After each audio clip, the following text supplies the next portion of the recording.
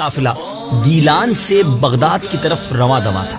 جب یہ قافلہ ہمدان شہر سے روانہ ہوا تو جیسے ہی جنگل شروع ہوا، ڈاکوؤں کا ایک گروہ نمودار ہوا اور قافلے والوں سے مال و اسباب لوٹنا شروع کر دیا۔ اس قافلے میں ایک نوجوان بھی تھا۔ ایک ڈاکو اس نوجوان کے پاس آیا اور کہنے لگا، صاحبزادے تمہارے پاس بھی کچھ ہے؟ نوجوان بولا، میرے پاس 40 دینار ہیں جو کپڑوں میں سلے ہوئے ہیں۔ ڈاکو نے کہا، صاحبزادے مذاق نہ کرو، سچ سچ بتاؤ۔ نوجوان نے بتایا، میرے پاس واقعی 40 دینار ہیں، یہ دیکھو میری بغل کے نیچے دیناروں والی تھیلی کپڑوں میں سلی ہوئی ہے۔ راہزن یعنی ڈاکو نے دیکھا تو حیران رہ گیا اور نوجوان کو اپنے سردار کے پاس لے گیا اور سارا واقعہ بیان کیا۔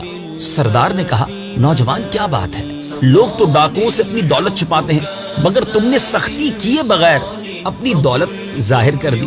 نوجوان نے کہا، میری ماں نے گھر سے چلتے وقت مجھے ایک نصیحت فرمائی تھی کہ بیٹا ہر حال میں سچ بولنا، بس میں اپنی والدہ کے ساتھ کیا ہوا وعدہ نبھا رہا۔ نوجوان کا یہ بیان تاثیر کا تیر بن کر ڈاکوؤں کے سردار کے دل میں پیوست ہو گیا۔ اس کی آنکھوں سے آنسوؤں کا دریا چھلکنے لگا۔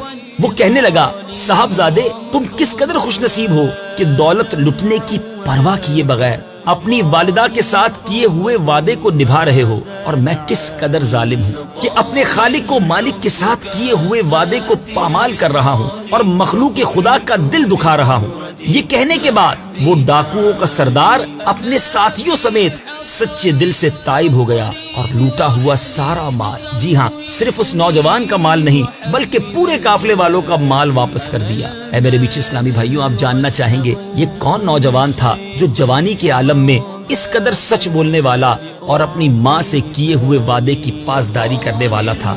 کہ نوجوان کوئی اور نہیں، آسمان ولایت کے چمکتے ہوئے تارے، جی ہاں پیران پیر، پیر دستگیر سیدی غوث اعظم شیخ عبد القادر جیلانی رضی اللہ تعالی عنہ تھے۔ یہ آپ ہی کی نوجوانی کا واقعہ ہے کہ آپ کی والدہ نے آپ سے سچ بولنے کا وعدہ لیا تھا اور آپ نے اس وعدے کو نبھایا۔